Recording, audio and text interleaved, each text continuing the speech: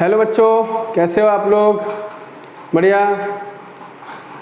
अच्छा बच्चों, मैंने लास्ट क्लास में आपको इलेक्ट्रिक फील्ड बताया था due to state conductor wire. थोड़ा सा बड़ा डेरिवेशन है, लेकिन मैंने 2 बार समझाया था उसको और मैं उम्मीद करता हूँ कि आपको वो आ गया होगा। ठीक है, अगर फिर भी कुछ प्रॉब्लम आ रही है तो आप मेरे को मैसेज कर सकते हैं व्हाट्सएप पर कि सर ये स्टेप मुझे समझ नहीं आया, मार्क करके भेज देना, तो मैं आपको समझा दूंगा। ठीक है, आज हम बात करेंगे कि electric field due to charge ring on its axis, यानी इलेक्ट्रिक फील्ड निकालना है ड्यू टू चार्ज रिंग। ठीक है, electric field due to charge ring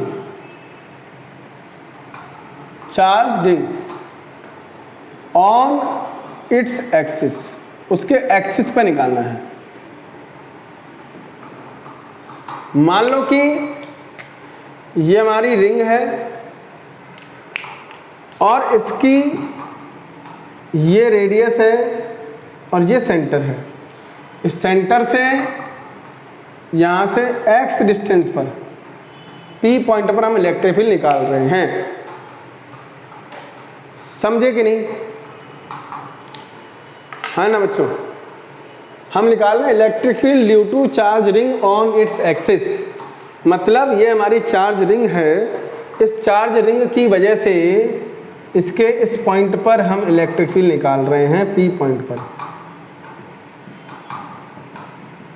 अच्छा, इस पे जो टोटल चार्ज है ना, वो टोटल चार्ज मान लो इसकी लैम्डा क्या है, lambda coulomb per metre charge density दे रखी है। अब सिंपल सोचो, कैसे समझाऊं? मान लो, 1 मिनट रुको, मान लो ये है,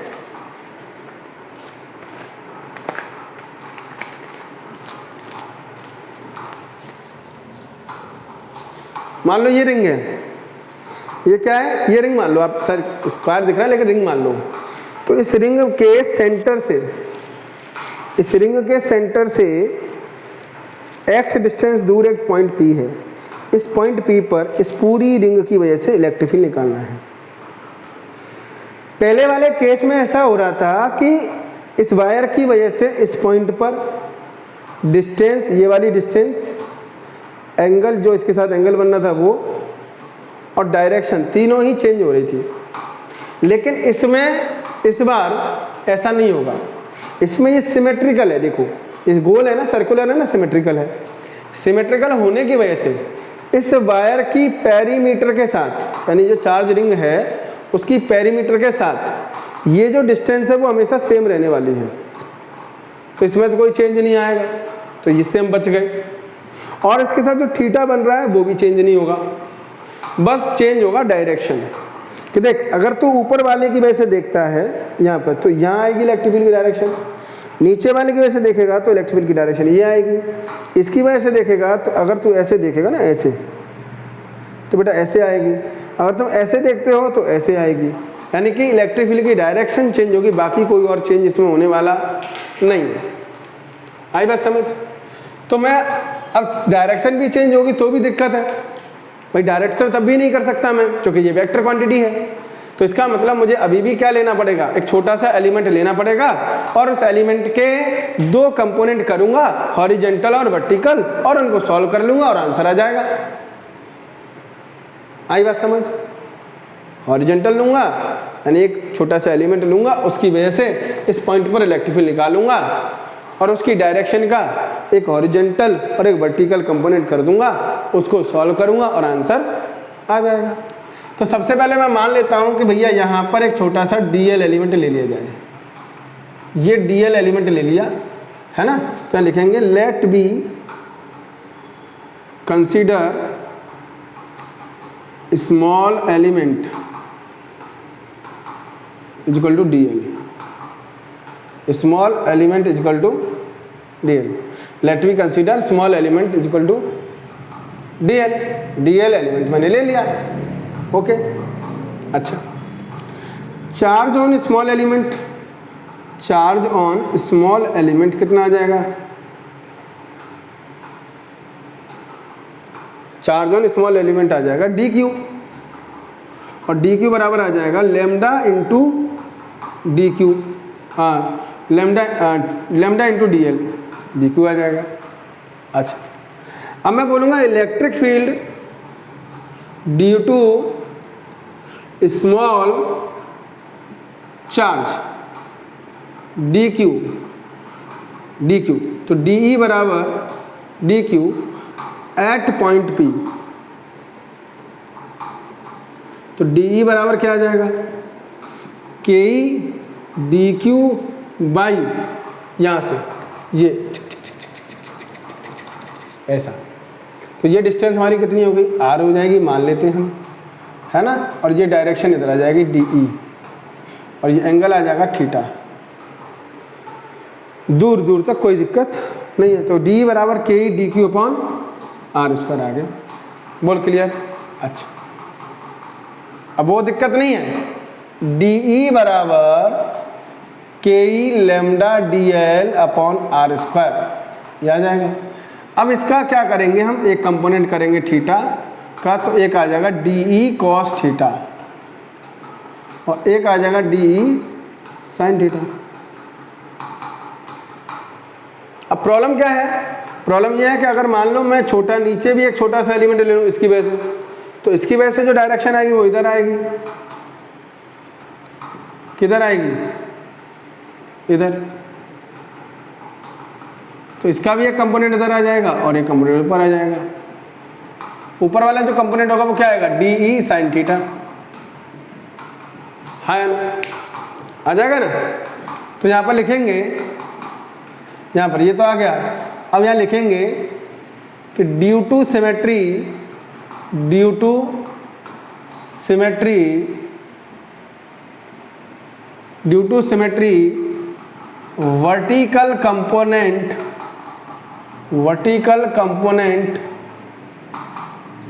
vertical component of electric field at point P cancel to each other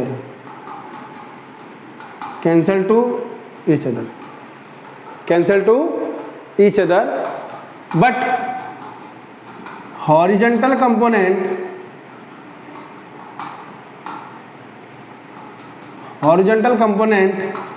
added up,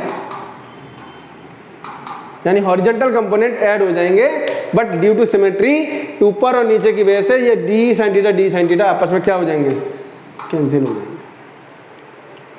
सिर्फ बचेगा कौन सा, डी ई एक्स, तो डी ई एक्स बराबर डी ई कॉस थीटा।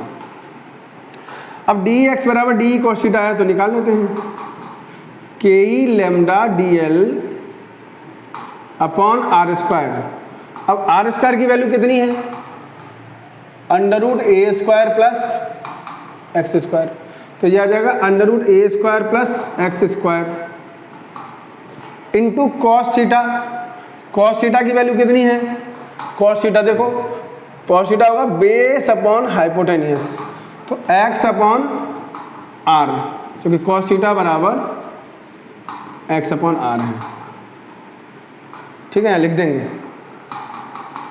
ठीक, तो डी ई एक्स बराबर क्या आ जाएगा, डी ई एक्स बराबर के E lambda D L A square plus X square into X upon A square plus X square की पावर 1/2, यानी K E lambda D L A square plus X square की power 3/2 into X. आई बात समझ, हाँ ना, K lambda D L upon X A square plus X square की power 3/2 into X. अब डी एल की वैल्यू क्या है, इंटीग्रेशन जो करोगे तो इसमें के ई लैम्डा ए एक्स सब क्या है, सारे के सारे यहाँ पर कांस्टेंट हैं। देखो के ई भी कांस्टेंट है, लैम्डा भी कांस्टेंट है, ए भी कांस्टेंट है, एक्स भी कांस्टेंट है, सिर्फ डी एल ही वेरिएबल है। तो डी एल के रेस्पेक्ट में कर देते हैं इंटीग्रेशन, तो डी ई एक्स बराबर के ई lambda x upon A square plus X square की power 3/2 integration of D L.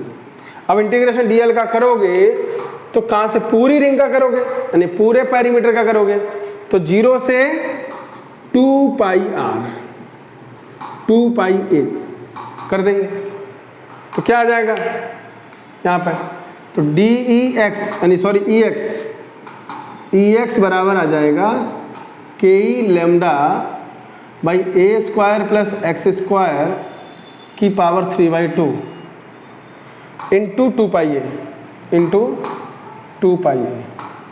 तो ई एक्स बराबर के ई और एक्स तो लगाया अभी, एक्स कहाँ जाएगा, एक्स तो लगाई है, के ई x A square plus X square की power 3/2 into lambda into 2 pi ए। अब देखो इस पूरी रिंग पे चार्ज की डेंसिटी कितनी है, वो है लेमडा कूलम पर मीटर।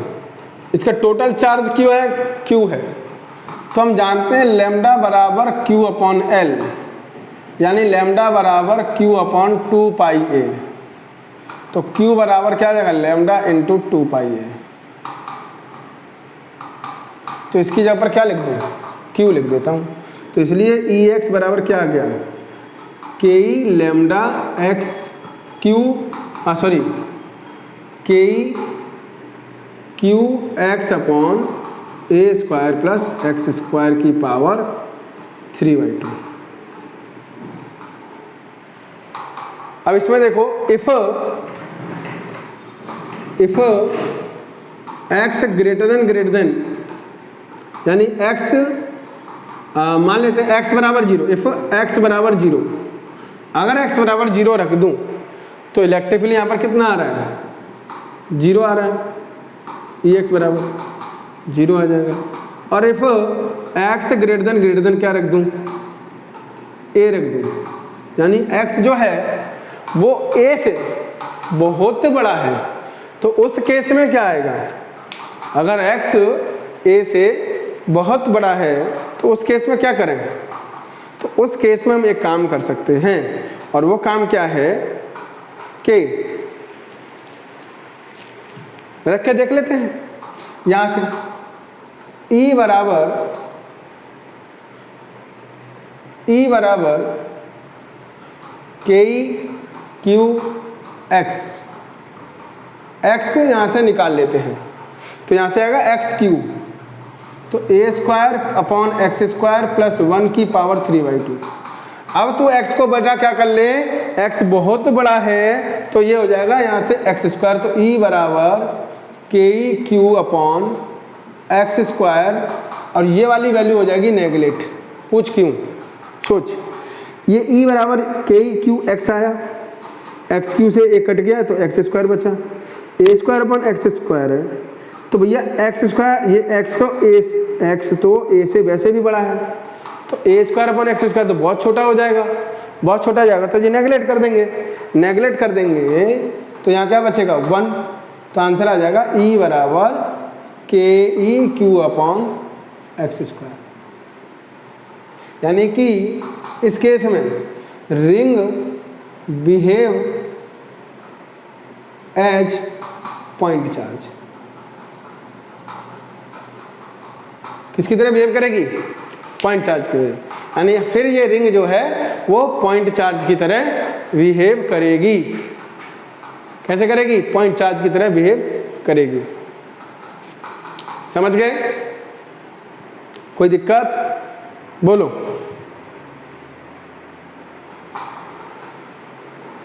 ठीक है जी, तो इस तरीके से इसको हम करते हैं। अच्छा, अब इसमें और भी केस हैं, वो केस और देख लेते हैं। रफ कर दूं, आराम से समझना, जल्दबाजी मत करना इसको समझने में, नहीं तो दिक्कत आ सकती है। आराम से, एक एक स्टेप, ठीक है बच्चों।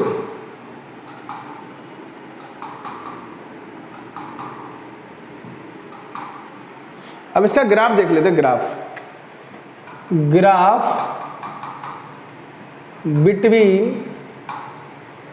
Between electric field and x के साथ। तो हमारा जो फॉर्मूला है वो क्या है, ई एक्स बराबर के Q x upon A square plus X square की पावर 3/2। अब इस केस में अगर मैं x बराबर 0 रखता हूँ तो e बराबर 0 है। अगर मैं x बराबर अनंत रखता हूँ ना तो भी e बराबर 0 है।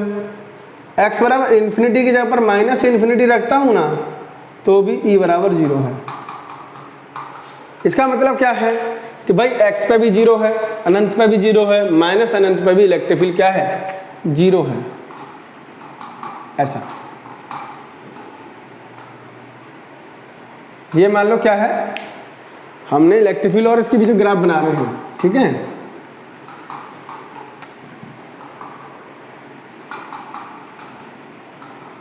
ये तो ये हमारा इलेक्ट्रिक फील्ड है, ये हमारा x है, ये हमारा माइनस x है और ये हमारा माइनस इलेक्ट्रिक फील्ड है, ठीक। इसके बीच में ग्राफ बना रहे हैं, ध्यान से समझ दो। ये कह रहा कि अनंत पे भी 0 है, x पे भी 0 है और इन्फिनिटी पे भी 0 है, तो कहीं ना कहीं तो मैक्सिमम भी आएगा। ऐसा तो है नहीं ये लाइन ऐसे चल जाएगी सीधी सीधी। भाई ये लाइन अगर सीधी सीधी चलती है तो इलेक्ट्रिक फील्ड हमेशा 0 होगा, लेकिन ऐसा तो है नहीं कि हमेशा इलेक्ट्रिक फील्ड 0 हो। अच्छा, ई मैक्सिमम जो आता है, ई मैक्सिमम एट x बराबर प्लस माइनस a/√2 पे आता है, जिसे सॉल्व करके आता है।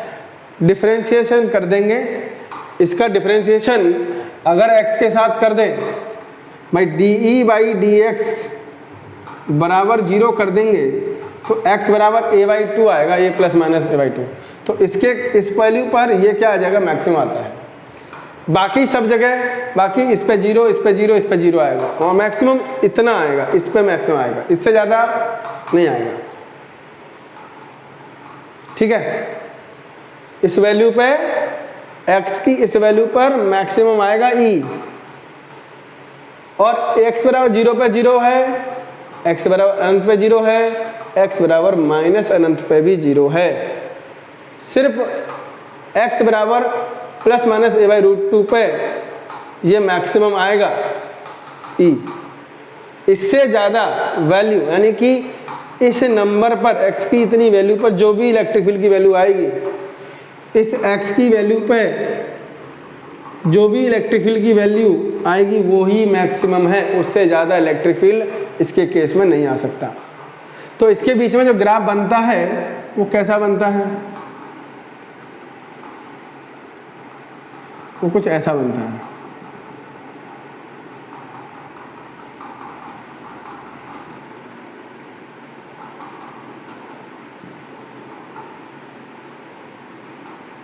थोड़ा सा गड़बड़ है, रुक जाओ।